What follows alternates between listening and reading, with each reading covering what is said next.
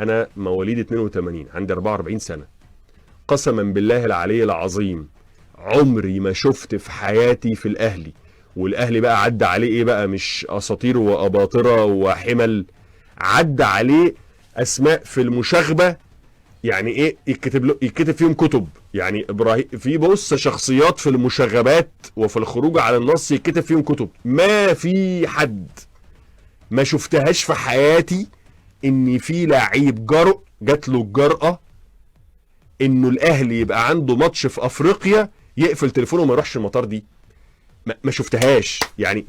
ما شفتش لعيب على مر الاجيال بكل الناس اللي جت في اجيال الاهلي على مدار تاريخه اللي انا شفتهم ووعيت عليهم في الكوره، بكل مشاغباتهم بكل شخصياتهم بكل ما فيها ما شفتهاش ان لعيب الاهلي عنده ماتش مهم مصيري في دوري ابطال افريقيا يقفل تليفونه وما يروحش. ونفس اللعيب ده 5 ماتشات وينزل عادي جدا ما كانش فيه اي حاجه. ده انا افتكر الكابتن صالح سليم رحمه الله عليك يا كابتن صالح، كابتن حسام حسن في عز ما كان حسام حسن ده يفصل 50 لعيب، نجم مصر ونجم الاهلي وبطل مصر الاول وزي ما انت عايز تقول قول. في حسام حسن يعني الاجيال الاصغر اللي ما شافتوش في التسعينيات ده، حسام حسن ده كان يعني ايه، يعني مش عارف اقول لك ايه، يعني كان مثلا ميسي بالنسبه للاهلي، فاهم؟ حسام حسن. وبالنسبه لمنتخب مصر زي كريستيانو رونالدو مع البرتغال كده شايل منتخب مصر لوحده خلاص. رمى فانيله الاهلي كابتن صالح، مفيش بقى ولا استنى الاتحاد الكوره ولا استنى مش عارف مين، راح هو معاقبه على طول شهور ما يلعبش. وده مين ده؟ حسام حسن. ومش عارف قصه مشهوره كان رواها قبل كده الكابتن ثابت البطل، قال لك رحمه الله عليه برضه هو كمان اتنين من الشخصيات الكبيره والمحترمه والمهذبه اللي فعلا كنت تشوفهم تحس ان هم مساويين للاهلي. يعني شوف ثابت البطل، شوف صالح سليم، هو ده الاهلي.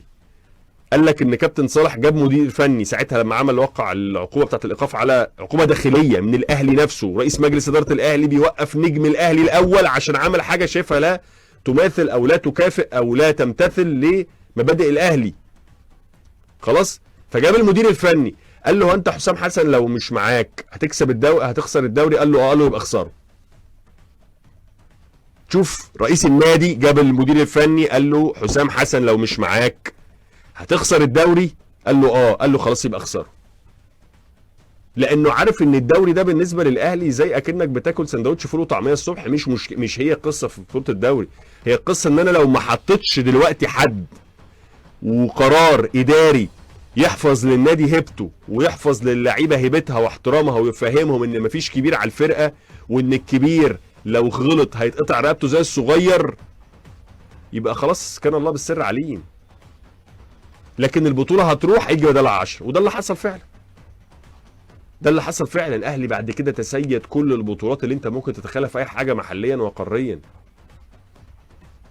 فالمقصود بالكلام دور على بيت القصيد، دور على ممارسات اداريه سلبيه سيئه هي اللي ادت الى ما هو عليه الان الاهلي. ده جانب، وجانب اخر ليه علاقه بلعيبه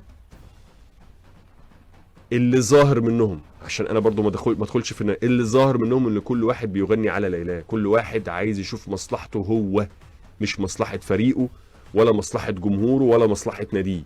عشان كده شفت الشكل الشاحب، الاشباح اللي موجوده امبارح في ملعب اللقاء يرتدوا فانيله الاهلي وهم لا يمتوا للاهلي بصله.